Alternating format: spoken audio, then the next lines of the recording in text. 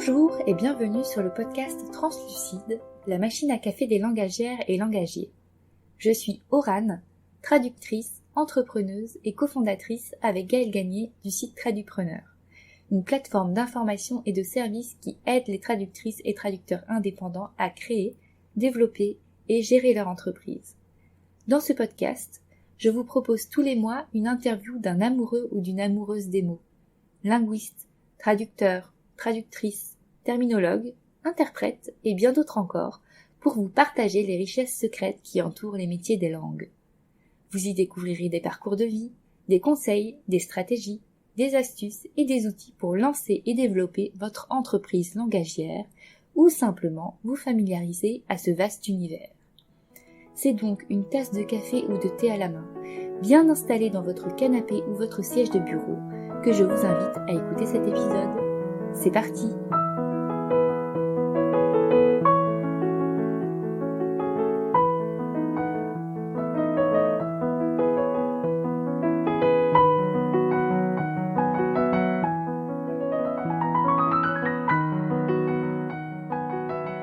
Bonjour à toutes et tous et bienvenue dans ce nouvel épisode du podcast Translucide, la machine à café des langagières et langagiers. En cette fin d'année scolaire 2022, il me tenait à cœur de vous proposer un entretien mêlant mes deux passions, la traduction et la musique. Poursuivant la série sur l'accessibilité entamée cette saison dans le podcast, le thème du jour est dans la droite ligne de l'épisode 4 consacré aux chants-signes avec le collectif 10 doigts en cavale et de l'épisode du mois dernier, le numéro 10, dans lequel je vous faisais découvrir ce qu'était la vélotypie en compagnie de Lauriane Le Capitaine. Si vous n'avez pas encore écouté ces deux podcasts, je vous y invite chaleureusement en vous rapportant aux notes de cet épisode. Avec tous ces éléments donnés, traduction, musique et accessibilité, je ne serais pas étonnée qu'un certain nombre d'entre vous aient déjà deviné le sujet qui nous occupera aujourd'hui. Roulement de tambour, le surtitrage à l'opéra et au théâtre. Mais avant de vous dévoiler le nom et prénom de notre invité, je voulais vous rappeler, une fois n'est pas coutume, que si vous appréciez le podcast, vous pouvez, ou devrais-je dire même devez, le noter sur Spotify ou Apple Podcast, de préférence avec 5 étoiles et accompagné d'un petit commentaire. Pourquoi ? Car cette action de votre part contribue à soutenir Translucide et permet à d'autres personnes de découvrir plus facilement le podcast et ses contenus.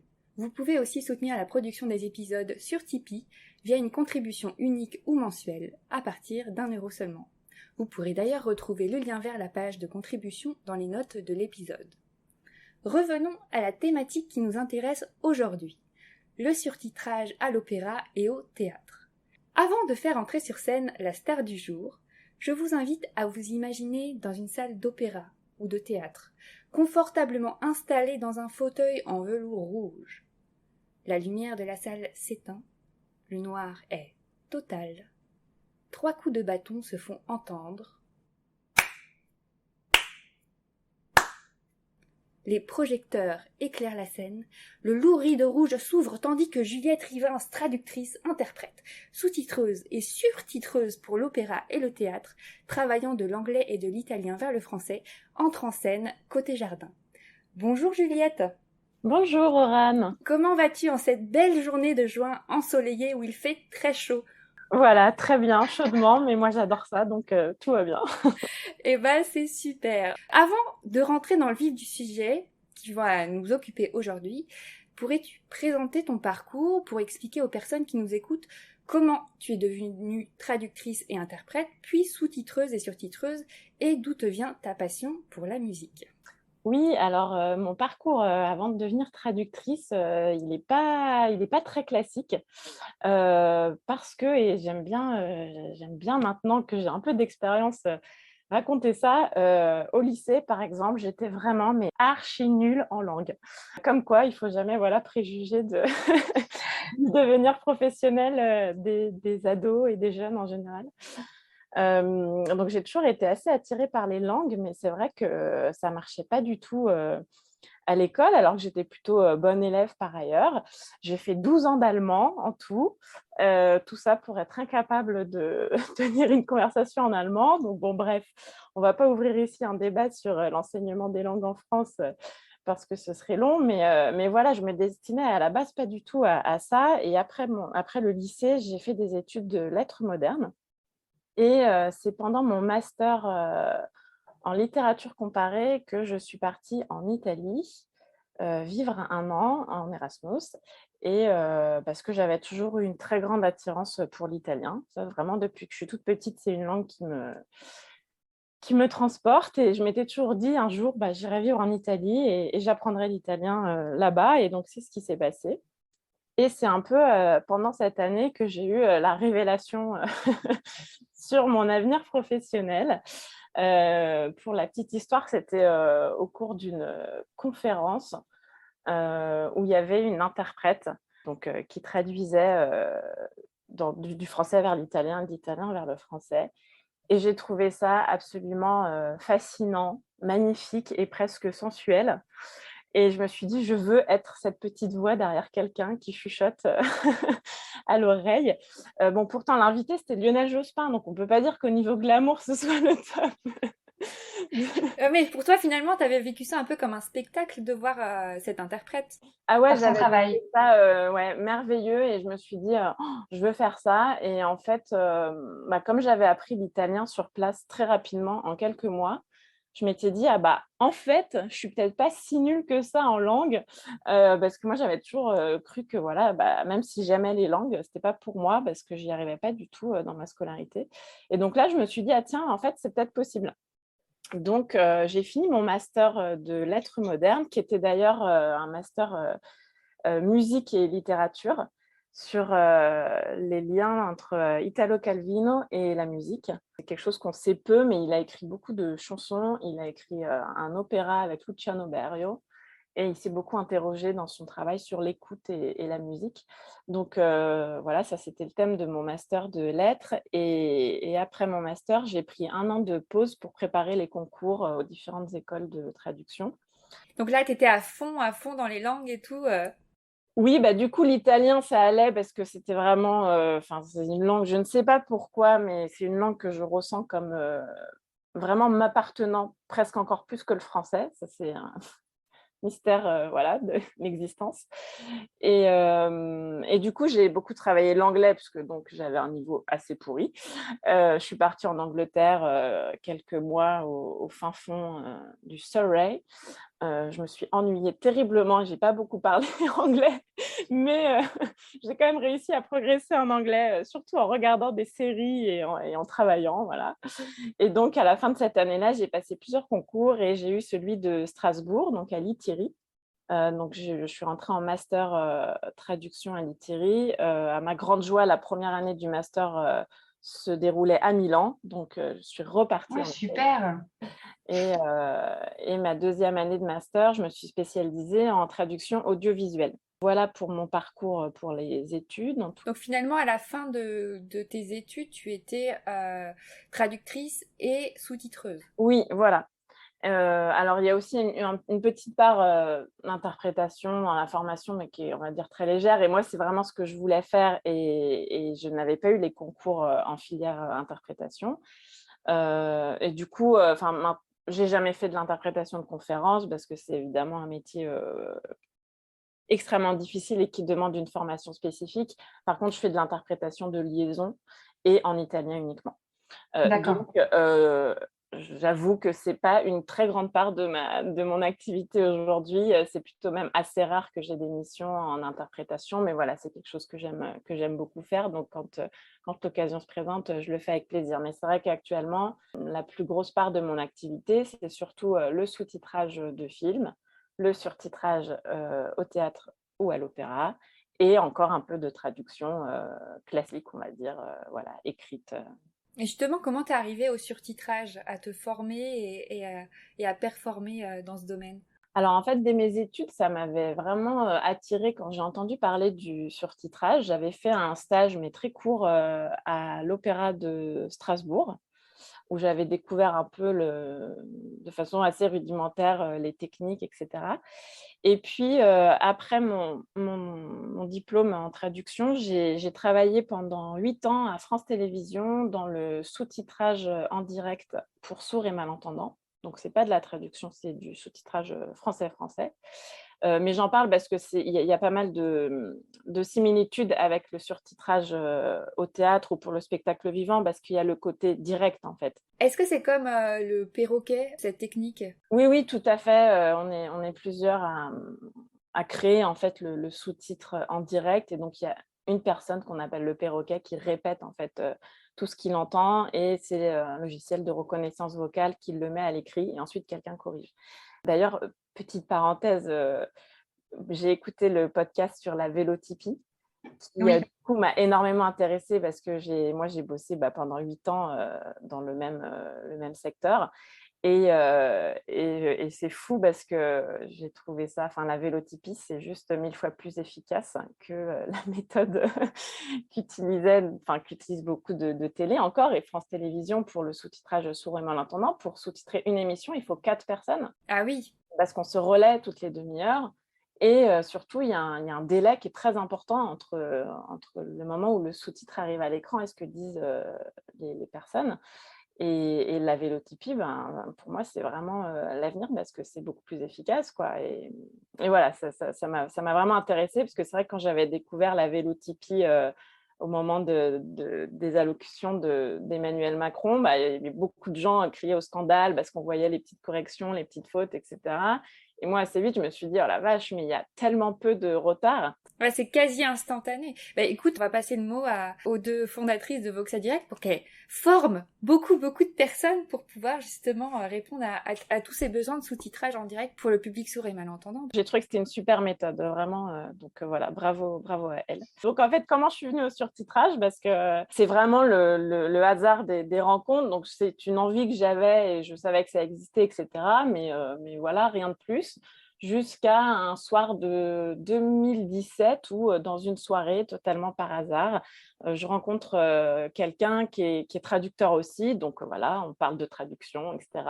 Et il me dit qu'il a un ami qui bosse dans le surtitrage au théâtre. Et donc, je lui dis, ah, mais moi, c'est mon rêve de faire ça, etc. Donc, il nous a mis en contact.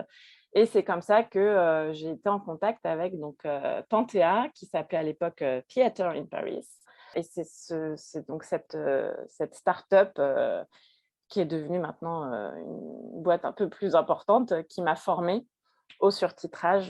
Donc, d'abord pour le théâtre et ensuite à l'opéra. Et voilà, et comme moi j'avais une expérience aussi par ailleurs de musicienne, j'ai fait beaucoup de musique et de flûte traversière plus jeune, on va dire. Du coup, c'est vrai que j'avais une sensibilité à l'opéra et à la musique en général. Et voilà, c'est comme ça que je me suis retrouvée à faire ça. Et c'est vraiment, j'adore faire ça. Voilà. Mais c'est vrai que tu as eu de la chance de pouvoir être formé directement par une entreprise, donc Panthea, parce que est-ce que tu sais si on peut se former d'autres manières au surtitrage, si des masters proposent ou pas? Non, c'est encore très rare. Alors, je sais qu'il y a à Montpellier, il me semble.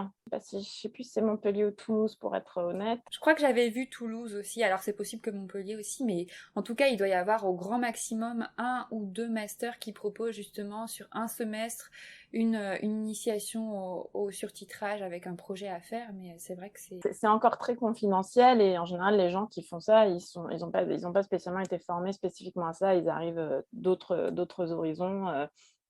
À l'opéra, c'est souvent les chefs de chœur qui s'occupent du surtitrage. Voilà, au théâtre, c'est pareil. Enfin, il y a des profils extrêmement divers, quoi.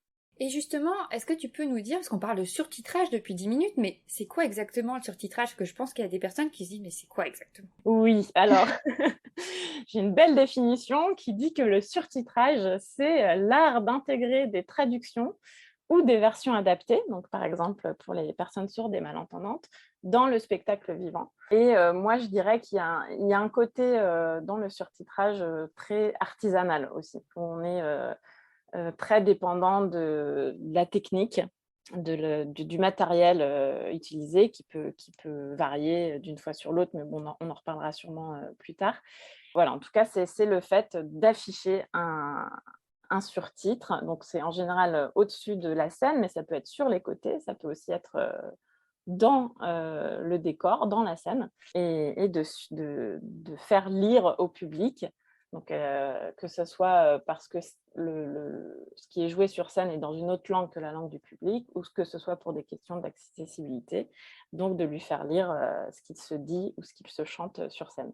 Et depuis quand ça existe, le surtitrage? Est-ce que tu connais un peu son histoire? Oui, oui. Alors, on dit souvent que le premier opéra surtitré, enfin le premier surtitrage est un peu né à l'opéra au Canada en 1983, voilà, par la Canadian Opera Company, et c'était à Toronto pour une représentation de Electra de Richard Strauss. Donc, on dit souvent que c'est la naissance du surtitrage, mais dès l'après-guerre, en fait, on trouve des prémices, des tentatives de traduction, de représentation théâtrale en direct. À ce sujet, si tu veux, j'ai une citation d'Elsa Triolet qui, en 1949, pour la première fois, parle d'une première tentative de surtitrage à l'époque.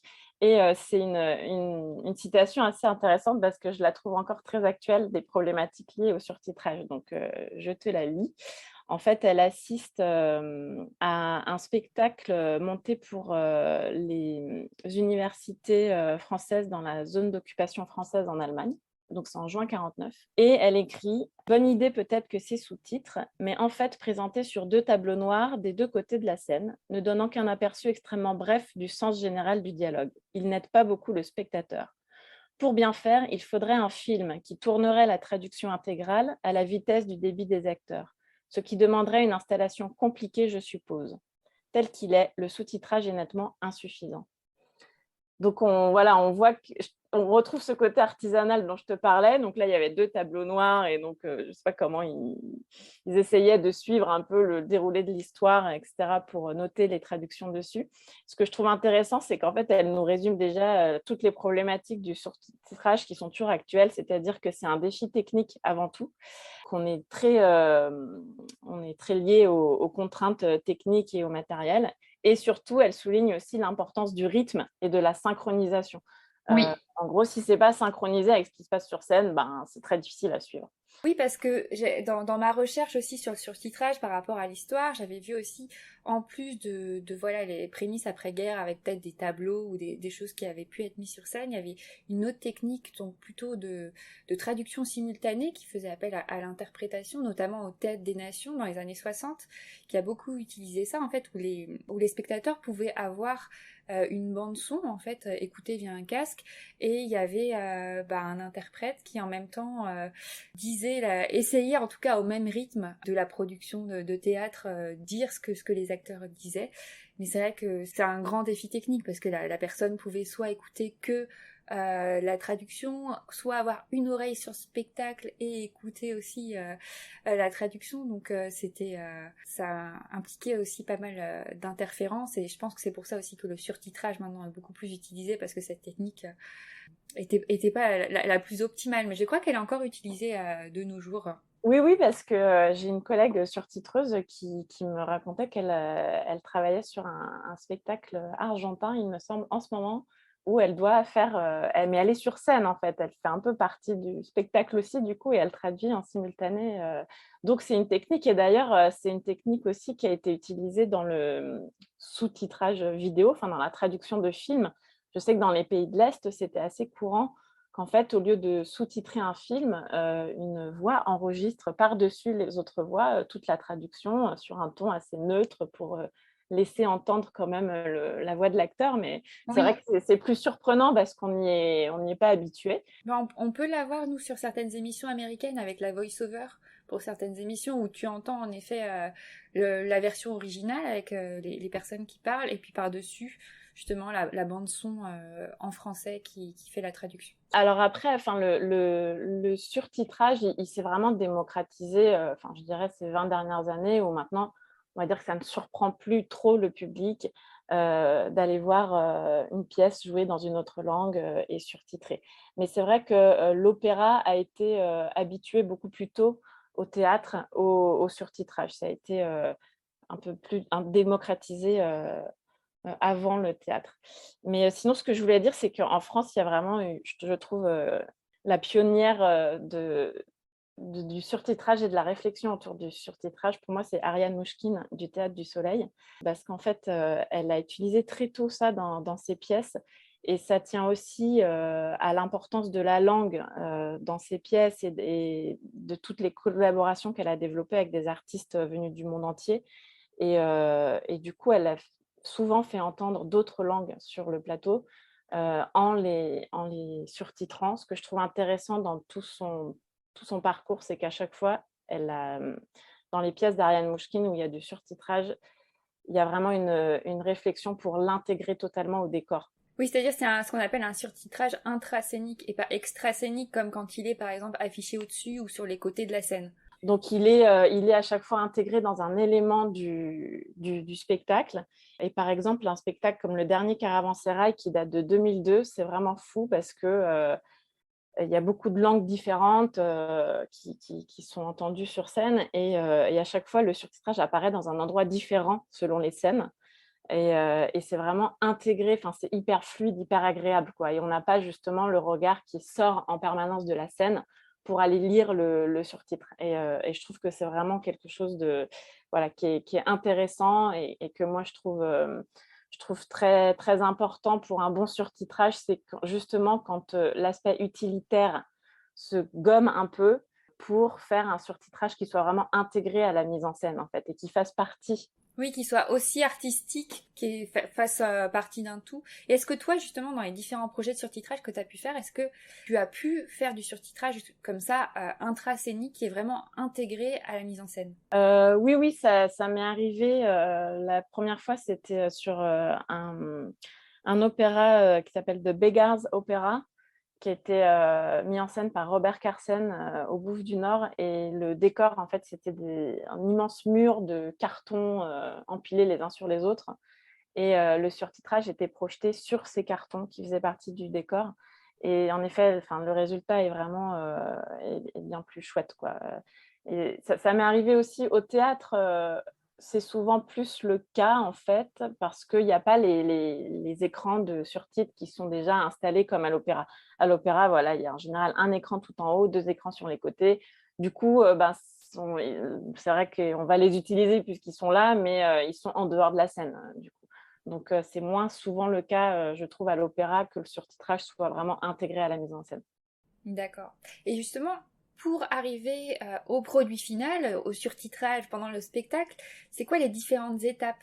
Alors, c'est assez, enfin, si on prend tout le processus depuis le début, c'est assez long. Il y a 6 étapes parce qu'on démarre. Donc, on va prendre l'exemple de quelque chose qui est traduit, que ce soit à l'opéra ou au théâtre, mais en tout cas où le surtitrage sera dans une langue différente de la langue qui est jouée ou chantée sur scène.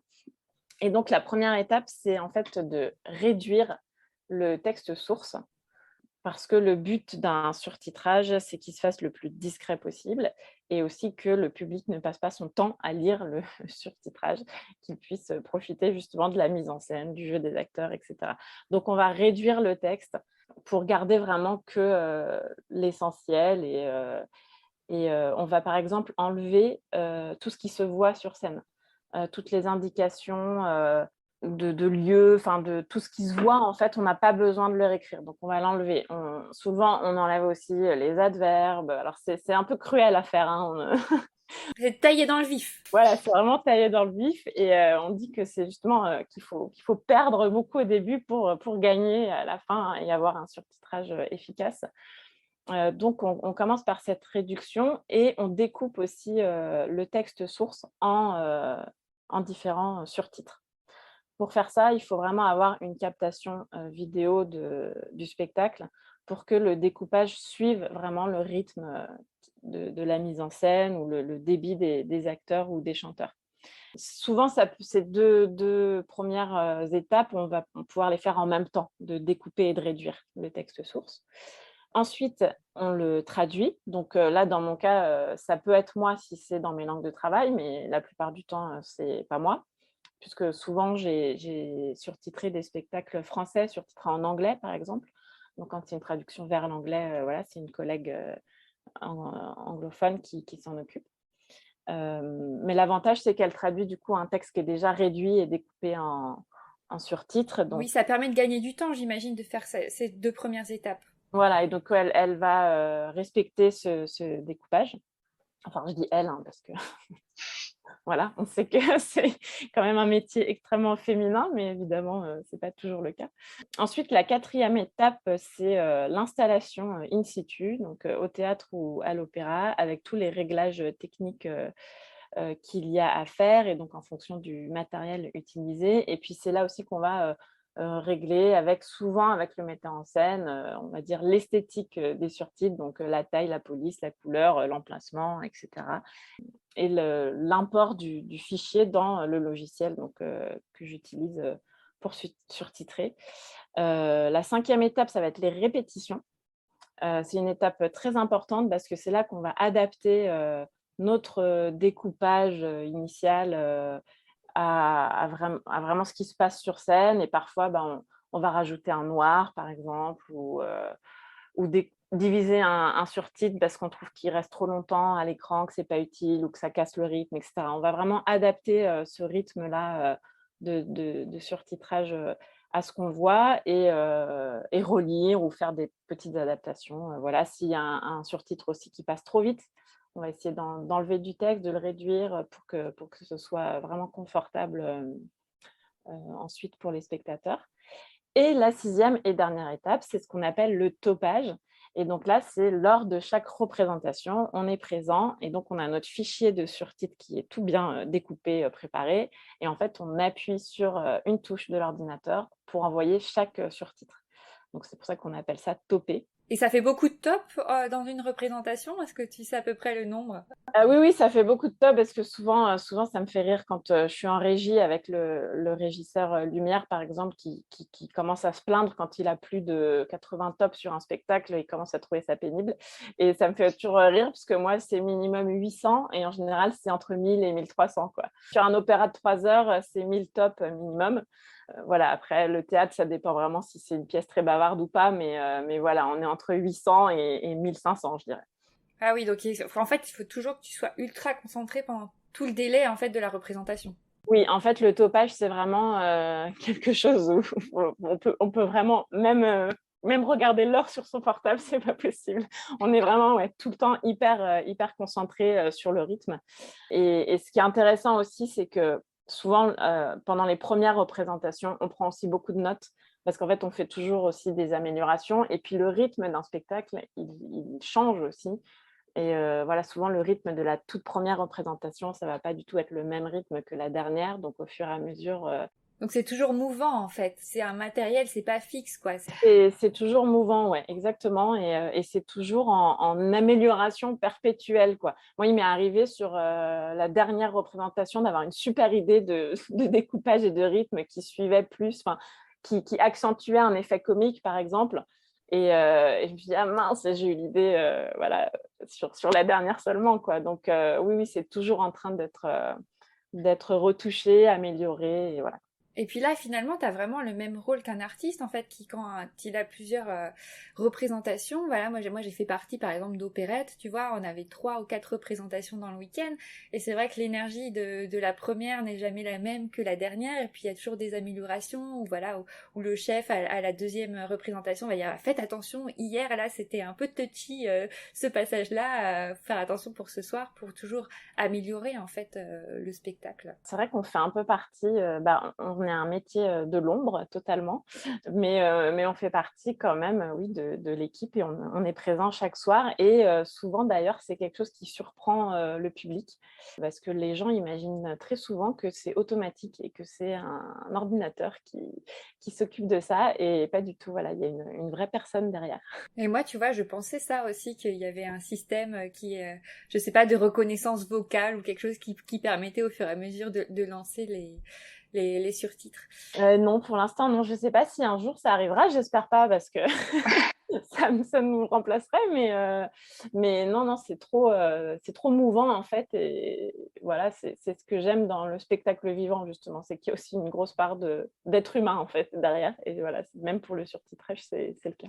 Et du coup, ces 6 étapes, il faut qu'elles soient réalisées par la même personne ou pas forcément? Est-ce que le topage, il peut être délégué à un autre opérateur ou pas? Non, c'est pas forcément les mêmes personnes. Par contre, la personne qui va toper doit être la même que celle qui était présente aux répétitions. Ça, c'est vraiment, voilà. Donc, ça peut arriver en cas d'urgence. Donc, exemple récent, le Covid. Voilà, moi, j'ai attrapé le Covid en plein milieu d'une série de représentations à l'opéra.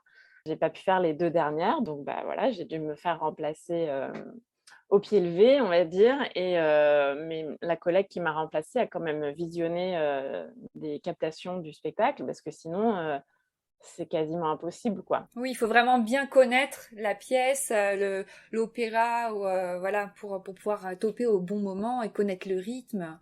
Voilà. Alors après, ce qui est très bien dans le logiciel qu'on utilise, qui s'appelle Spectitular, et qui a été développé par Panthea, c'est qu'on a la possibilité de laisser plein de commentaires qui vont beaucoup nous aider en fait au topage. Donc, par exemple, mettre là attendre, ou par exemple, un truc très piégeux, c'est si un acteur se met à crier, c'est pas surtitré, et si on n'est pas concentré, hop, on va envoyer le surtitre suivant parce que juste on l'entend parler. Et non, en fait, des indications, ou des indications, ça peut être à l'opéra des indications musicales ou de lumière, par exemple, s'il y a un noir total d'un coup dans la salle et que le surtitre il reste, c'est vraiment hyper moche. Et ça tue un peu la création lumière aussi, donc Oui. il faut être attentif à ce genre de choses. Donc ça, c'est tous les petits éléments qu'on va pouvoir se noter à côté de nos surtitres et qui vont pouvoir nous aider. Donc, c'est vrai que là, par exemple, dans le cas où j'ai dû être remplacée au dernier moment, bah, j'avais vraiment remis encore plus de commentaires pour aider ma collègue au maximum. Mais c'est vrai qu'en en temps normal, c'est la personne qui a assisté aux répétitions qui fait le topage. Et du coup, ce surtitrage, à qui il s'adresse vraiment? Est-ce qu'il y a différents types de publics suivant le surtitrage qui est proposé? Oui, oui, tout à fait. Et d'ailleurs, c'est une très bonne question parce qu'en fonction de la réponse, on va choisir un emplacement différent peut-être de l'écran de surtitrage. Donc, par exemple, quand j'ai débuté dans ce métier, je surtitrais surtout dans les théâtres parisiens des pièces françaises, mais surtitrées en anglais à destination des touristes anglophones. Et donc, dans ce cas-là, le surtitrage s'adresse à une toute petite partie de la salle. Et donc, par exemple, on va mettre dans ce cas-là, souvent, on met l'écran de surtitrage au-dessus de la scène, assez haut. Et tous les anglophones qui ont réservé une représentation avec surtitrage, on va les placer au balcon. Comme ça, ils vont avoir une vue directement sur l'écran de surtitrage. Et ceux qui sont au parterre, par exemple, bah voilà, l'écran il est très haut de leur tête, ça ne va pas les déranger plus que ça. Enfin, ça ne va pas empiéter, on va dire, Oui. sur la mise en scène. Puis ils n'auront pas besoin de lever la tête et d'avoir un torticolis. Et d'ailleurs, pour la petite histoire, parce qu'en faisant mes recherches, j'ai vu qu'un des premiers logiciels qui avait été créé pour le surtitrage s'appelait Torticolis, justement par rapport à cette contrainte technique. Exactement. Et sinon, un surtitrage, ça peut être un surtitrage à destination des sourds et malentendants. Donc là, c'est pareil, ça s'adresse à une partie de la salle seulement. Et quand c'est un surtitrage multilingue pour une pièce jouée dans une langue étrangère en France, bah, a priori, ça va s'adresser plutôt à la majeure partie du public. Et dans ce cas, le surtitre peut être beaucoup plus mis en valeur en quelque sorte, ou beaucoup plus facilement visible depuis la salle. Cette année, par exemple, j'ai bossé sur une pièce jouée en anglais qui s'appelait The Notebook par une compagnie anglaise qui est totalement déjantée et qui est superbe, que je vous invite à aller découvrir par leurs vidéos sur Internet, qui s'appelle Forced Entertainment. Et là, en plus, donc c'était il n'y a que 2 acteurs sur scène qui lisaient le livre qui s'appelle Le Grand Cahier de Agota Christophe. Donc le texte était en anglais, la mise en scène était extrêmement épurée, c'est-à-dire qu'il n'y avait que 2 chaises et 2 acteurs qui lisaient en plus, puisque donc l'histoire, c'est 2 jumeaux qui lisent leur journal intime, en gros. Donc ils ne faisaient que lire sur scène. Et du coup, le surtitrage, il était projeté sur le mur du fond en très gros. Et il prenait vraiment énormément de place, mais c'était vraiment un choix de la mise en scène parce que la mise en scène voulait vraiment donner la première place au texte. Et donc là, c'était intéressant parce que, en effet, bon, il y avait un vrai travail avec les deux acteurs d'adaptation, de rythme, etc. Et pour le coup, là, eux, ils me disaient, mais tu fais vraiment partie du spectacle, t'es la troisième actrice, quoi. Bon, c'était exagéré hein, pour le coup, mais c'était bien parce que ça contraste beaucoup avec tout qu'on entend d'habitude où on est plutôt relégué et tout le temps oublié. Et voilà, et les gens pensent pas qu'il faut une régie, qu'il faut. Voilà. Donc là, c'était vraiment le surtitrage était au centre. Oui, à la limite, il était plus gros que les deux acteurs, donc vraiment, t'étais ultra présente. Mais en effet, ça, c'est possible que si ça s'adresse à la majorité. C'est vrai que sinon, et puis si c'est mis en valeur, enfin là, c'était très beau aussi la façon dont c'était vraiment mis, enfin bien intégré dans la mise en scène. Donc voilà. Et à l'opéra, le surtitrage, il s'adresse quand même à une majorité de spectateurs. Bon, il y a toujours quelques élitistes à l'opéra qui pensent que c'est inutile, que les gens n'ont qu'à apprendre. Donc à lire tout le livret et tout connaître par cœur, voilà. Oui, bah, c'est vrai que les amateurs d'opéra, de toute façon, ils connaissent l'histoire en général quand c'est un opéra classique. Mais c'est vrai que moi, j'ai vraiment déjà entendu des gens à l'opéra dire oui, dans les livrets d'opéra, que ce soit italien, allemand ou français, si on prend tous les livrets des opéras classiques, eh ben, il n'y a que 350 mots, donc les gens peuvent bien les apprendre. Bon, voilà. D'accord. C'est une certaine vision de l'accès à la culture, mais c'est de plus en plus rare quand même. Maintenant, à l'opéra, tous les spectateurs sont habitués à ce qui est le surtitrage et je pense quand même que ça, enfin, voilà, ça permet quand même bien de suivre l'intrigue et d'être un peu plus… Et puis même de renouveler le public et puis de donner envie à des personnes qui connaissent pas cet art de pouvoir plus facilement y accéder parce que c'est pas forcément enfin de prime abord, on va pas aller vers l'opéra si on n'a pas été dans notre enfance ou dans notre famille habitué à aller voir au moins un opéra. Enfin c'est pas un art des plus accessibles. Et d'ailleurs, à l'opéra, même lorsque c'est chanté en français, c'est surtitré en français parce qu'on comprend quand même difficilement le texte quand il est chanté. Donc, il y a même du surtitrage français-français. Voilà. Et quels sont, justement, tu parlais, pour, que ce soit pour le théâtre ou pour l'opéra, que le surtitrage était contraint aussi par rapport au lieu, à la scène où le spectacle se produit.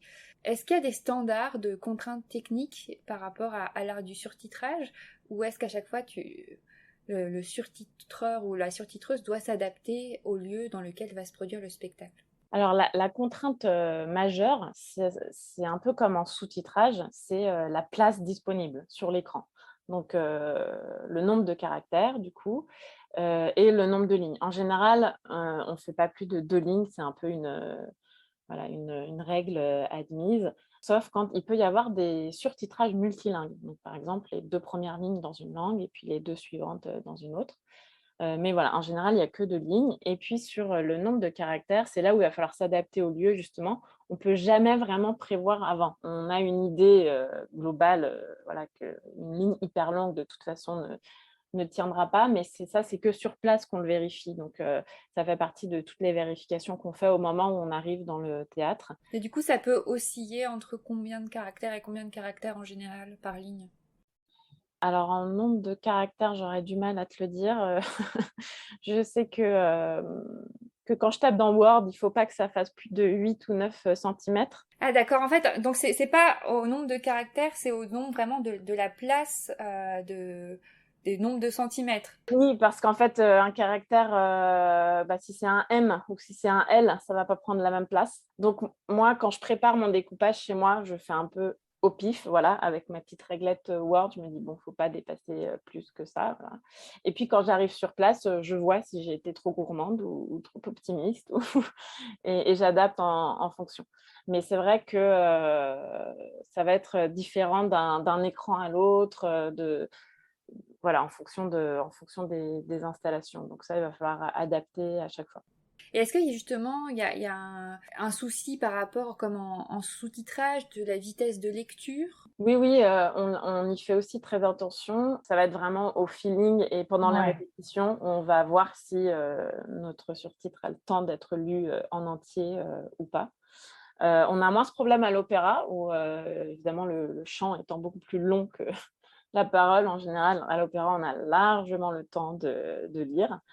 Justement, si sur un aria qui peut être très très long, avec des phrases très très longues, est-ce que tu laisses le surtitre affiché pendant 20 secondes ou quand même au bout de 7-8 secondes, tu dis non, c'est bon, la personne elle a réussi à tout lire et si je le laisse trop longtemps, il y a le risque qu'elle le relise plusieurs fois, que ça la perturbe aussi dans le fait d'apprécier le spectacle et de vraiment se concentrer plus sur la mise en scène que sur le surtitre. Oui, alors c'est une question enfin moi personnellement, je me repose à chaque fois en fait. Il y a pas de de règle, absolue. Moi, c'est vrai que je préfère, dès le début en fait, on dit souvent que dans les premières minutes du spectacle, on passe un peu un pacte avec, les spectateurs pour leur dire en gros: «Tout va bien se passer, suivez-moi» et donc, dans ces premières, minutes de spectacle, moi je pense qu'il faut vraiment, installer quelque chose de tranquille et de doux et de pas stresser les gens, qui commencent pas à se dire: «Ah merde, là, j'ai pas eu le temps de lire celui-là, oh là là, bon, bah, va falloir que je sois plus attentif au surtitrage et que je lise vite» et cetera. Non, si le spectateur commence à se dire ça, il va pas beaucoup profiter, du spectacle. Donc voilà, donc déjà, même si ça démarre avec une scène qui est très rapide, par exemple, faire en sorte que le surtitrage, il soit cool et qu'on ait le temps et cetera. Et du coup, à l'opéra, oui, je laisse le temps du chant la plupart du temps. Sauf quand évidemment, quand tu le dis, quand c'est un aria très, très, très, très long, non, au bout de 8-9 secondes, je vais l'enlever. Je pense que c'est bon, tout le monde a eu le temps de le lire et cetera. Mais c'est vrai qu'on va essayer d'être le plus discret possible à l'opéra. Donc si on laisse juste le temps de lecture et que vite on enlève, en fait, ça va perturber aussi le rythme. Si c'est un air très lent, bah, moi, j'aime Oui. bien que mon surtitrage, en fait, il s'adapte aussi au rythme musical. Et voilà, et quand c'est une musique hyper enjouée, le public aussi plus, saute taquet et peut lire, les trucs et cetera. Mais j'essaie vraiment de respecter le rythme musical pour que le surtitrage se fonde aussi dans le rythme de la musique. Et justement, donc ça c'est vraiment propre à l'opéra, ce que tu nous racontes. Est-ce qu'il y a vraiment des grandes différences entre le surtitrage pour l'opéra et celui pour le théâtre? Bah, la plus grande différence, c'est ça, c'est ce dont on vient de parler, c'est le rythme. Parce qu'au théâtre, on va suivre beaucoup plus, vraiment le rythme de chaque mot. En fait, tout est une question de rythme en général dans le surtitrage, comme je le disais, parce que c'est vraiment l'alpha et l'oméga du travail de surtitrage parce que le rythme, il va déterminer la toute première étape, le découpage, et il va déterminer la toute dernière étape, le topage. Et ce qui est différent à l'opéra, c'est qu'on va faire la même chose qu'au théâtre, mais en musique. C'est que ça fait une contrainte de plus qui est, voilà, de respecter, le rythme, musical. Mais par contre, on va avoir plus de temps. Donc c'est vrai que la réduction, par exemple, dont on parlait, elle va être, moindre à l'opéra, qu'au théâtre. Maintenant, j'aimerais bien qu'on aborde vraiment l'aspect technique. Qu'est-ce qu'il faut comme matériel pour réaliser une prestation de surtitrage? Alors aussi bien que ce soit en termes de logiciel, de matériel informatique et aussi de régie. Oui, alors sur place, le matériel, il y a vraiment différentes, possibilités. Au niveau de la régie, le matériel, c'est assez simple parce qu'il faut juste un ordinateur et donc le logiciel de surtitrage, donc celui que j'utilise, c'est Spectitular, mais il y en a d'autres et si on n'a pas de logiciel, c'est tout à fait possible avec PowerPoint, tout simplement. C'est juste moins confortable et il y a moins d'options possibles, mais on peut tout à fait, créer un surtitrage, sur PowerPoint. Donc pour la régie, c'est à peu près tout. Il faut juste être dans un endroit où on entend extrêmement bien et donc si on est dans une régie fermée, il va falloir un casque, avec le Avec un retour de retour. tout ce qui se passe sur scène. Mais c'est tout. Maintenant le matériel en salle, alors là, il y a plusieurs, options possibles. La plus courante, dans les théâtres surtout, parce que c'est aussi la moins onéreuse, c'est un vidéoprojecteur. Donc c'est assez facile à mettre en place et les inconvénients, c'est que ça peut être bruyant. Il y a un ventilateur qui tourne et qui peut être bruyant et que ça peut faire des lumières parasites. Donc quand il y a un noir total, on peut mettre ce qu'on appelle un shutter, donc ça coupe complètement la lumière du vidéoprojecteur, mais c'est vrai qu'il y a voilà ce désavantage et puis, si le projecteur est très, très loin de l'écran, C'est pas toujours hyper propre. C'est-à-dire que le contour des lettres peut être un peu flou, bon voilà. Mais c'est quand même hyper pratique et hyper simple à mettre en place. Sinon, à l'opéra, puisque tout est surtitré quasiment à l'opéra, en général, ce sont des écrans LED, donc qui est, la meilleure solution technologique et qui est plus onéreuse. Et là, le rendu est vraiment très propre et on peut faire beaucoup de choses aussi. En termes de couleurs, on peut projeter énormément de choses sur un écran LED. Tu peux choisir la police aussi, le type de police? Oui, oui, exactement. Ouais, on peut vraiment faire beaucoup de choses. Le dernier, le matériel le plus innovant, on va dire, qui est développé par Panthea, ce sont des lunettes de surtitrage et ça s'apparente un peu, au Google Glass, dont on n'entend plus parler d'ailleurs, mais dont on avait entendu parler il y a quelques années. Donc en fait, c'est des lunettes, sur lesquelles le surtitre va être projeté et donc on peut, les porter, lire, le surtitrage et regarder en même temps, ce qui se passe, sur scène. C'est, une solution, très innovante et très intéressante parce que du coup, chaque, personne du public va pouvoir choisir sa langue de surtitrage, D'accord. par exemple. Et puis ça va pas être invasif pour ceux qui n'en ont pas besoin.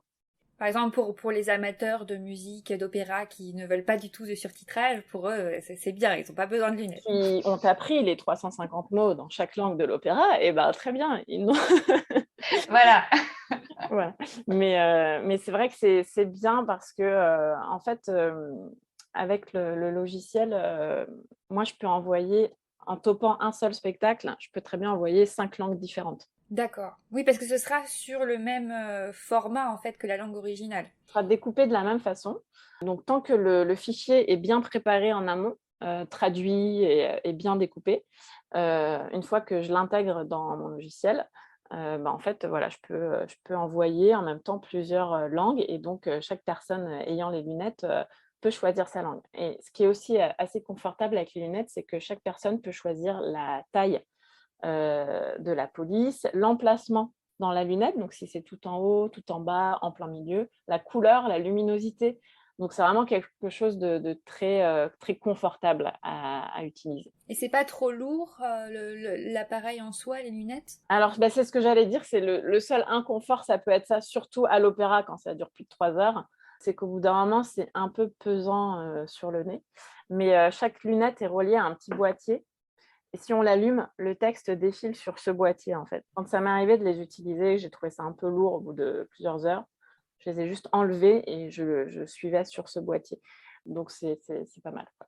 Et est-ce que ces lunettes, elles permettent aussi de projeter une vidéo, par exemple, pour pouvoir avoir une interprétation en langue des signes? Oui, tout à fait. Oui, oui, c'est possible. Donc, Ah, c'est Panthéa, en génial. effet, commence à proposer des spectacles en langue des signes, grâce à ces lunettes. Et de la même façon, en fait, je peux toper avec, ces vidéos, tu vois? Si elles ont été, insérées dans le logiciel aux bons endroits, en fait, les fichiers vidéo, remplacent mes bouts de phrases, en fait, mes surtitres et du coup, je peux aussi toper, de la même manière, mon texte et en fait, pour les gens qui ont des lunettes, qui ont choisi les vidéos en langue des signes et ben, ils reçoivent au bon moment la même chose.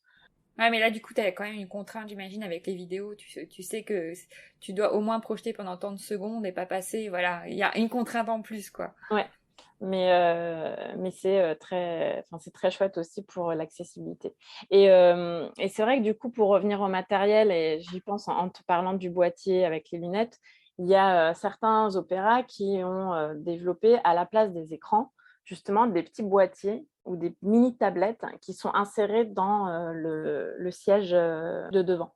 Chaque spectateur assis a devant lui un petit écran et pareil, il peut du coup choisir, la langue et c'est le cas, un des premiers opéras à avoir fait ça, c'est la Scala à Milan et alors moi, pour l'avoir testé, j'ai trouvé ça, très inconfortable. Mais bon, c'est personnel parce qu'en fait, on passe son temps à, changer, de point de vue entre une vision très proche et une vision, très loin, pour regarder la scène et ça, cet aller-retour constant entre une lecture proche et une lecture oui, une lecture de la scène, lointaine, c'est extrêmement fatigant.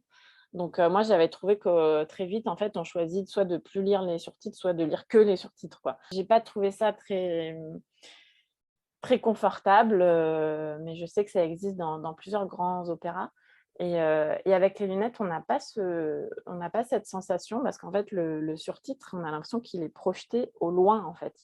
On n'a pas la sensation qu'il est tout près de notre œil. C'est vraiment, enfin, c'est un pli à prendre un peu au début, mais c'est vraiment Ouais. très confortable, je trouve. Ouais, et puis il suit vraiment notre regard. On peut regarder sur un côté de la scène et vraiment suivre l'action en fait qui se déroule sur scène sans avoir voilà, à lever la tête ou à regarder sur les côtés pour rechercher le surtitre. Et j'ai une petite question parce que j'ai l'impression que du coup un surtitre, il est vraiment réalisé pour un spectacle donné. Donc est-ce qu'on peut réutiliser par exemple un surtitrage qui a été réalisé, on va dire, pour une production opératique on va dire, de Così fan tutte de Mozart en 2021, même s'il n'y a pas eu beaucoup d'opéras, voilà, de représentations. Est-ce que si ce Così fan tutte est prévu pour la saison 2022-2023, dans le même opéra, est-ce qu'on peut vraiment reprendre tel quel le surtitrage qui avait été réalisé à cette époque-là? Alors, en théorie, non, il faudra toujours l'adapter. Si c'est une nouvelle mise en scène, voilà, il faudra de toute façon l'adapter. Alors, c'est un peu moins vrai à l'opéra parce qu'il y a quand même le rythme de la musique qui ne va pas changer. Donc, a priori, le découpage il sera quand même très proche. Par contre, ce qu'on va changer parfois à l'opéra, c'est vraiment le contenu d'un surtitre s'il ne s'adapte pas du tout à la mise en scène. Ça m'est arrivé une fois, par exemple, c'était sur Tosca. Dans un surtitre, une personne disait «Par, la porte est ici», voilà, et dans la mise en scène, il n'y avait pas du tout de porte. Donc voilà, le metteur en scène m'avait demandé d'adapter, tout ça et donc bah, même si évidemment, ils ne vont pas changer le texte, du chant, mais Oui. nous, on l'adapte dans notre surtitrage et on n'écrit pas porte s'il n'y en a pas. Donc ça va être ce genre de choses qu'il va falloir adapter aussi.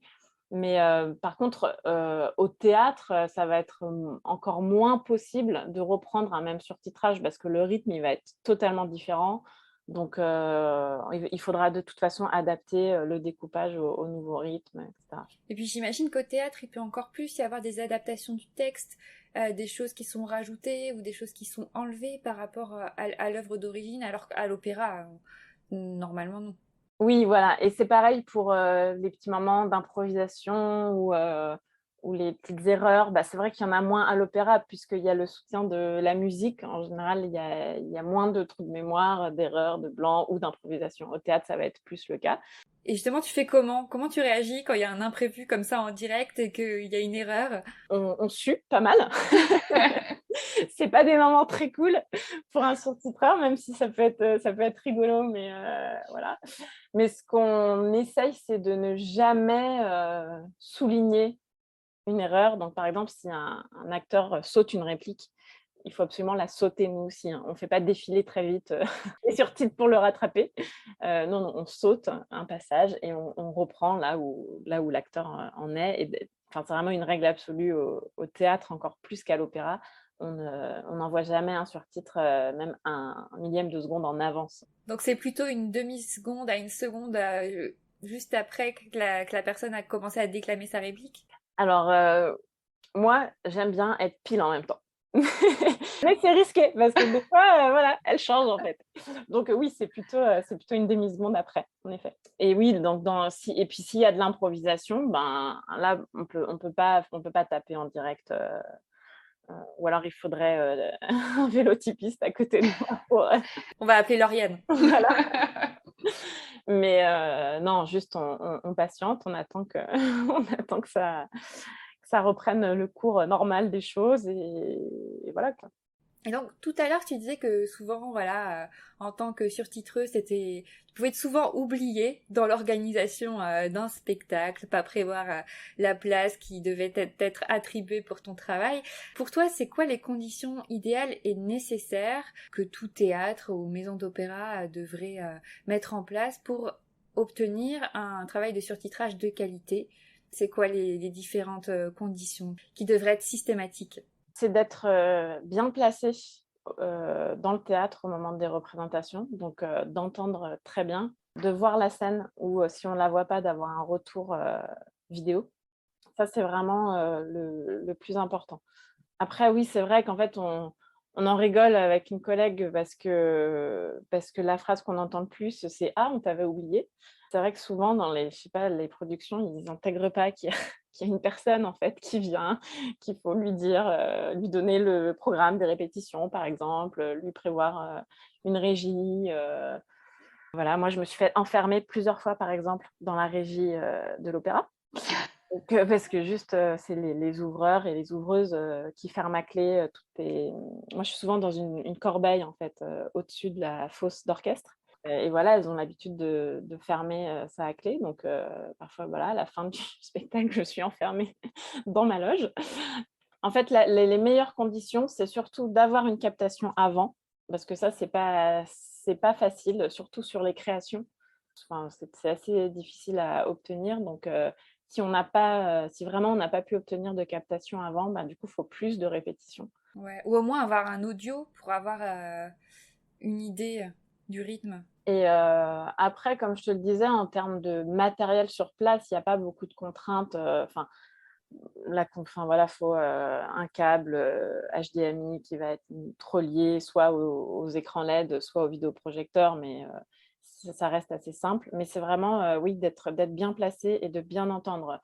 Moi, ça m'est arrivé sur un opéra où il y avait aussi des parties, parlées, jouées par des acteurs. Donc il y avait des chanteurs et des acteurs qui collaboraient à la même, production.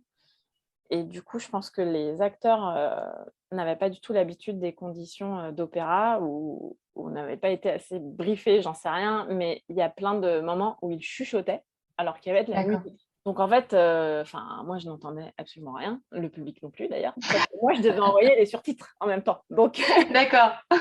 c'était, voilà, c'était compliqué. C'est vraiment, le pire en fait, c'est si j'entends pas bien et que je vois pas bien la scène, ça va être beaucoup plus, compliqué pour moi.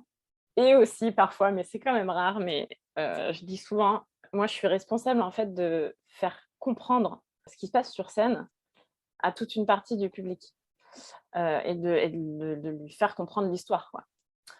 Donc si moi-même je ne comprends rien à l'histoire, ça peut être problématique.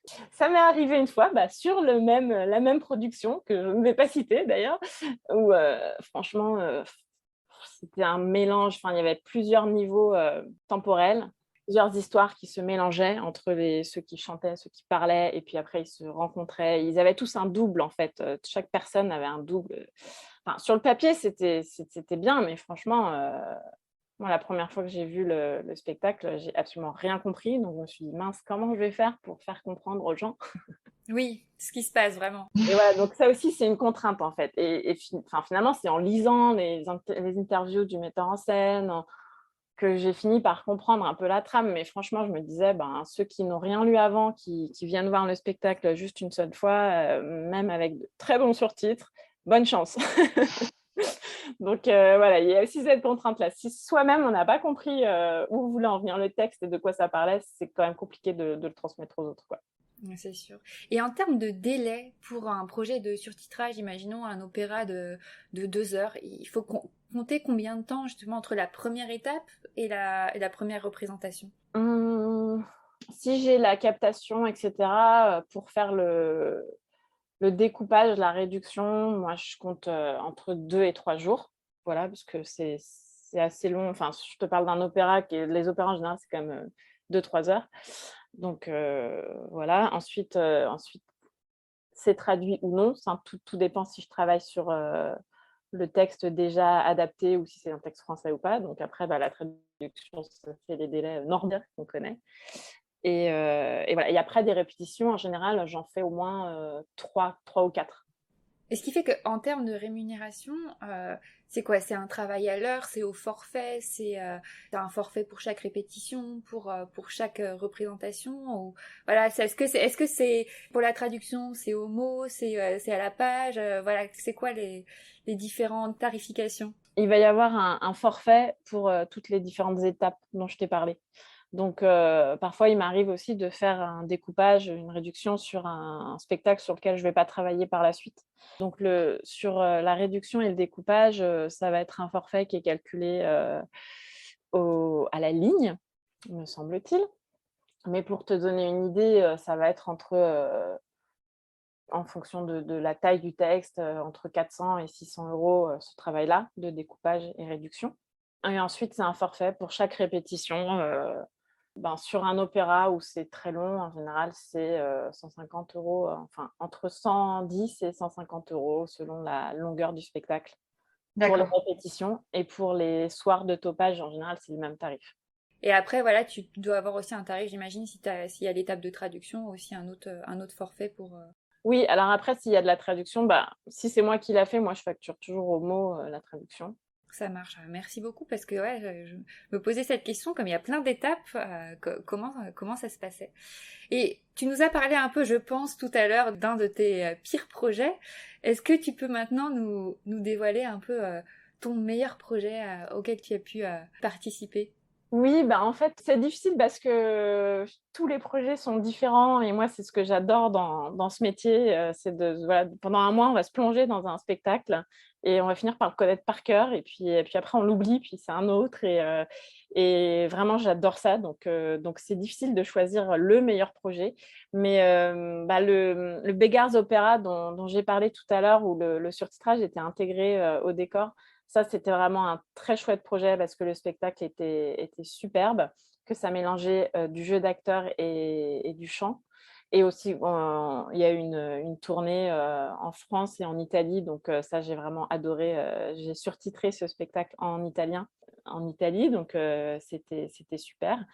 Et sinon, c'est aussi le projet dont j'ai parlé tout à l'heure, The Notebook, où vraiment c'était la première fois où j'étais vraiment très intégrée à l'équipe artistique.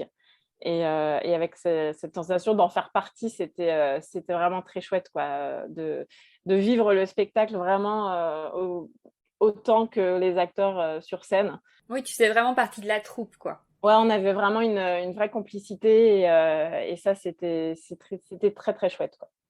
Merci vraiment infiniment, Juliette, de nous avoir confié voilà, tous ces secrets sur le surtitrage et un peu de nous avoir fait découvrir tout ce monde. Et maintenant, j'aimerais qu'on passe à la troisième partie donc, de cet épisode de podcast qui consiste en les 3 traductions habituelles que tu dois déjà connaître. Alors, je vais quand même te les poser. Donc, la première, quelle ressource ou outil numéro 1 conseillerais-tu à une tradupreneuse ou tradupreneur? Alors, c'est compliqué. En fait, ce que je conseillerais à un jeune tradupreneur, en tout cas, c'est vraiment de sortir. En fait, moi, l'expérience m'a appris que presque tous mes clients, et cetera, je les ai trouvés par hasard et par le réseau. Et je sais que quand j'étais étudiante, on n'arrêtait pas de nous rabâcher les oreilles en nous disant: «Le réseau, c'est super important, le réseau», et que moi, à l'époque, je voyais pas trop, ça me paraissait d'être un truc hyper, abstrait, le réseau, une espèce de truc qui nous surplombait là, mais qu'on savait pas trop, comment l'atteindre, et je comprenais pas trop, quoi. Enfin, ouais, le réseau, bon, OK, qu'est-ce que j'en fais? Et en fait, c'est fou comme c'est vrai, quoi. C'est vraiment en discutant avec les gens qu'on trouve, voilà, moi, c'est comme ça que je suis arrivée au surtitrage, et c'était une rencontre fortuite, et qui était, voilà, qui a été hyper importante du coup, et c'est souvent aussi, voilà, en discutant, mais pas du tout, dans des soirées où il y a que des traducteurs évidemment, mais voilà, n'importe quand dans la vie, et donc mon conseil, c'est d'avoir toujours sur soi, une petite carte de visite. Voilà, il ne s'agit pas d'inonder les gens avec ces cartes de visite, mais c'est vrai qu'au détour d'une conversation qui n'a rien à voir, très souvent, on va avoir quelqu'un qui nous dit: «Ah oui, je cherchais une traductrice ou un traducteur», ou «Ma cousine qui bosse dans tel pays a besoin, nin nin nin». Donc voilà, c'est vraiment, mon conseil principal, que je donnerais à un tradupreneur. Et sinon, pour juste parler rapidement d'un outil que j'adore et qui est pas du tout, courant, on va dire, parce qu'il fait un peu old school peut-être. Moi, j'ai toujours dans mon sac à main un dictionnaire électronique. Donc je sais pas si tu vois ce que c'est? Si, si, mais c'était à la mode dans les années 2000, non? Ou 2010? Parce que maintenant, il y a tout sur smartphone. Mais moi, je trouve ça génial parce que dans un tout petit truc qui tient dans le sac, on a une dizaine de dictionnaires.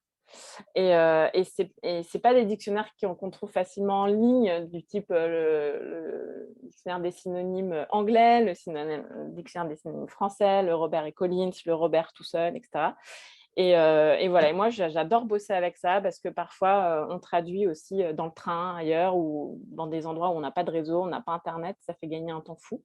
Et dans la vie juste courante, quand on ne traduit pas, bah moi en fait ça m'arrive hyper souvent de le sortir, je ne sais pas, on a une discussion avec des amis où en fait on se rend compte que les gens ne sont pas d'accord, mais en fait ils utilisent les mêmes mots mais pas dans le même sens. Voilà, on dit ah mais attends, on va regarder la vraie définition de ce mot-là, etc. Ou même, je ne sais pas, au théâtre, au cinéma, ça arrive aussi très souvent, même pour nous qui sont langagiers, langagières, voilà, de rencontrer un mot soit dont on n'est pas sûr du sens ou qu'on ne connaît pas du tout. Et moi, je trouve ça super d'avoir ça tout le temps sur soi et voilà, et de faire une petite vérification. Et du coup, tu peux charger sur cet appareil facilement différents types de dictionnaires?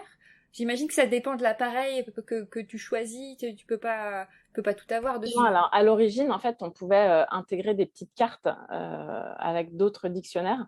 Comme tu le dis, c'est un outil un peu dépassé maintenant, qu'on a plus de mal à trouver dans le commerce. Moi, je les achète sur Internet. Est-ce que tu as justement une marque à recommander ou différentes que tu as pu tester? Ouais, alors le mien, c'est un Casio. Et à l'époque où je l'ai acheté, c'était la seule marque qui avait le Robert. Parce que la marque la plus commune dans les dictionnaires électroniques qui m'échappe là tout de suite, désolée, c'est le Larousse. Et c'est vrai que souvent les traducteurs et correcteurs préfèrent le Robert, mais bon, voilà. Et donc, il y a le Robert et Collins et le Robert dedans, le Robert des synonymes. Et donc moi, voilà, j'aime beaucoup ça et c'est un outil que je conseille même maintenant à mes élèves. Euh, voilà, j'aime bien. Est-ce que t'en as qui en achètent ou pas encore? Ils sont pas convaincus ou t'as réussi à en convaincre? Si, je crois que quand je leur en parle, ça leur convainc parce que je leur dis oui, si vous ne savez pas quoi vous faire offrir à Noël, demandez ça, c'est trop bien et ça vous évite d'avoir 10 dictionnaires chez vous. Et c'est vrai que sur Internet, on trouve des dictionnaires, mais pas forcément de très bonne qualité, ou alors c'est Oui. payant aussi. Donc, plutôt que de payer plein d'accès à des dictionnaires et d'y avoir accès que sur son ordinateur et surtout que quand on a une connexion Internet, ben ça coûte maintenant, ça coûte dans les 100 euros. Et je trouve qu'il y a un nombre de volumes de dictionnaires impressionnant dedans et c'est transportable hyper facilement. Donc, voilà. Bah écoute, tu m'as convaincue et je t'assure que lors de notre prochain article de blog d'idées de cadeaux pour Noël sur Tradupreneur, on mentionnera le dictionnaire électronique. Tu as ma parole. Parfait, je vais relancer la production. J'espère qu'on en trouvera encore dans 6 mois. Et donc, outre le fait de développer son réseau, est-ce que tu aurais un conseil que tu aimerais te donner à toi-même et à tout, voilà, tradupreneur et tradupreneuse débutante quand tu t'es lancé dans ton aventure de traduction et d'entrepreneuriat? Oui, alors le conseil que je me donnerais, parce que ce n'est pas forcément ce que j'ai fait justement, c'est quand on se lance, d'investir tout de suite dans des bons logiciels. Voilà, que ce soit les logiciels de traduction assistés par ordinateur. C'est vrai que moi, quand j'ai démarré, c'était déjà Trados, pour ne pas le nommer, qui a une sorte de monopole. Toutes les agences de traduction, plus ou moins, le demandent. Et que moi, cette histoire de monopole, ça m'agaçait un peu. Donc, j'en ai pris un autre. Et 5-6 ans plus tard, quand j'ai fini par acheter Trados, j'ai vraiment vu la différence. J'ai fait « Ah oui, d'accord, ok. » T'as compris pourquoi ils avaient le monopole finalement. Et franchement, une efficacité hallucinante. Et pareil pour les logiciels de sous-titrage. Il y a un peu plus d'1 an, j'en ai changé. Et ça a littéralement changé ma vie. Et du coup, tu as opté pour quel logiciel? Donc, c'est Easy Titles. Ça s'écrit D'accord. E-Z et Titles. Et je crois que vraiment tous les adaptateurs, adaptatrices avec qui j'en ai parlé sont aussi convaincus que moi. Franchement, on gagne un temps, mais fou. Et donc ça, c'est un logiciel payant aussi. Oui, c'est un logiciel payant qui est assez nouveau sur le marché. Enfin, bon, je ne vais pas dire quel âge il a parce que j'en sais rien, mais je sais qu'il y a 10 ans, il n'existait pas, par exemple. Et il est tellement... voilà, il fait gagner tellement de temps et tout ça. Donc, c'est ne pas hésiter à investir tout de suite. En plus, bon, c'est un coût, mais c'est vrai que par rapport à d'autres professions indépendantes, c'est quand même très raisonnable, quoi. Donc, ne pas hésiter à acheter tout de suite les meilleurs logiciels, quoi, parce qu'après, on gagne du temps et c'est plus facile. Et voilà. Ouais, et puis surtout, oui, on sait tout de suite qu'on a des logiciels performants et qui vont pouvoir nous accompagner pendant pas mal d'années et devenir expert en fait dessus. Et donc, ma troisième question, si tu te transformes là en magicienne, tu as une baguette magique, quel cliché concernant le surtitrage à l'opéra et ou au théâtre souhaiterais-tu voir supprimé? Alors, j'en ai déjà parlé, mais le cliché que je ferais disparaître tout de suite, c'est non, ce n'est pas un ordinateur, c'est une vraie personne qui s'occupe de surtitrer. Et du coup, avec ma baguette magique, je ferais peut-être disparaître un certain manque de considération dont souffrent les surtitreurs et voilà, qui parfois est un peu agaçant parce que, par exemple, il y a très rarement le nom de la personne qui surtitre, alors que dans les livrets de salle, par exemple, il y a le nom du régisseur lumière, du régisseur son. Et nous, on a une régie à part entière qui s'appelle la régie surtitre et il n'y a presque jamais notre nom.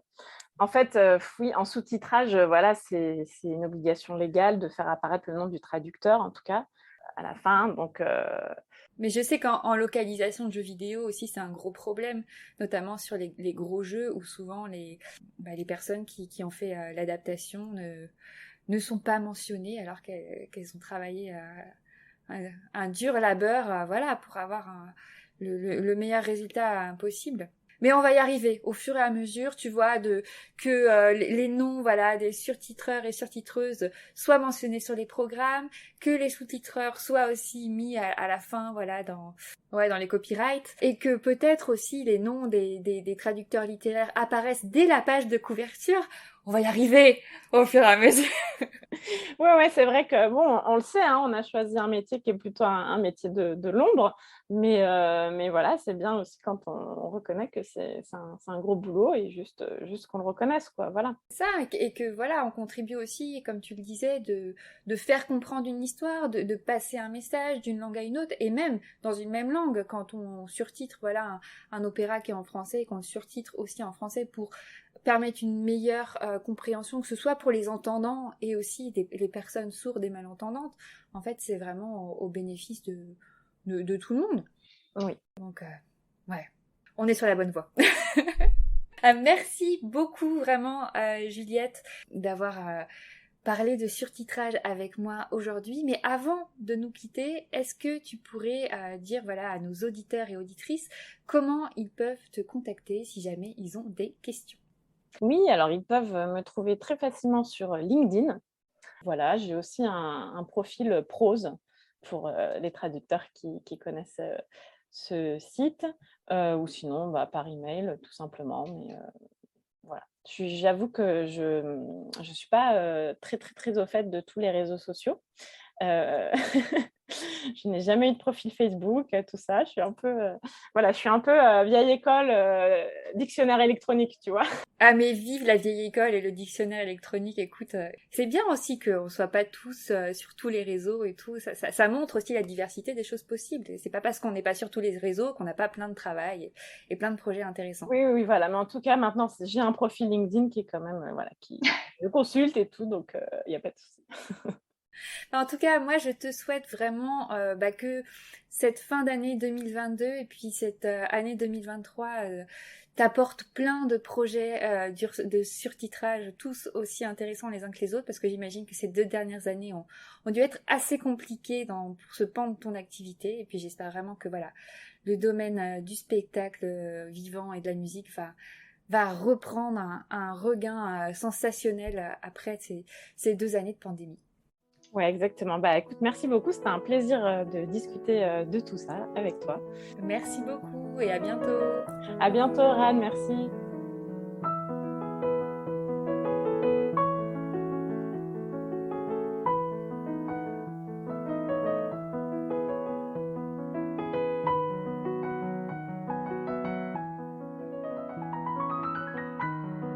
Et voilà, cet épisode touche à sa fin.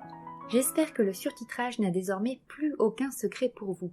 Son histoire, de l'après-guerre à nos jours, son public, des spectateurs et spectatrices lambda au public sourd et malentendant en passant par les touristes, ses différentes étapes, réduction, découpage, traduction, installation in situ et réglage, répétition et topage. Ses défis techniques, place en régie, concentration, informatique, logiciel, matériel, aléas du direct, son emplacement sur scène, intrascénique ou extrascénique, avec un affichage en haut ou sur les côtés, sans oublier les 350 mots à connaître par cœur dès demain en français, italien, allemand et anglais pour apprécier un opéra classique, si jamais aucune prestation de surtitrage n'est proposée, bien évidemment. À noter dans vos agendas, Translucide prend des vacances d'été. Le prochain épisode sortira donc à la fin août. Je sais, 2 mois, c'est très long, mais fort heureusement, j'ai une proposition à vous faire qui devrait vous occuper au minimum quelques jours cet été. Peut-être avez-vous raté cette information, mais du 30 mai au 3 juin dernier, pour fêter le premier anniversaire de la plateforme Tradupreneur qui héberge ce podcast, Gaëlle, ma complice, et moi-même avons organisé une semaine de conférences intitulée « Entreprendre de A à Z, inspiration et respiration pour bien vivre de la traduction », au cours de laquelle nous avons abordé 5 thématiques – collaboration, argent, santé, stratégie et communication, tout ceci en compagnie d'invités de marque et au détour d'ateliers et de tables rondes. Même si l'événement est terminé depuis quelques semaines, vous retrouverez l'intégralité des ressources proposées à cette occasion, ainsi que de nombreux contenus bonus, plus de 20 au total, dans les coffrets payants que nous mettons à votre disposition, à savoir les coffrets Inspiration, Action et Transformation. Pour les découvrir et vous procurer le vôtre, rendez-vous sur le site de Tradupreneur.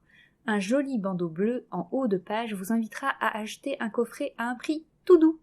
Vous retrouverez aussi le lien vers les coffrets de la conférence dans les notes de l'épisode. En attendant de vous retrouver dans 2 mois pour un prochain épisode de Translucide, je vous souhaite un bel été. Ensoleillé, pluvieux ou mitigé, c'est comme vous préférez. Reposez-vous bien, que vous optiez pour la mer, la montagne, le farniente, les visites culturelles ou la rando, le principal, c'est que vous reveniez en pleine forme pour la rentrée. De mon côté, je vais appliquer ce même conseil dans quelques semaines et vous dis à tout bientôt!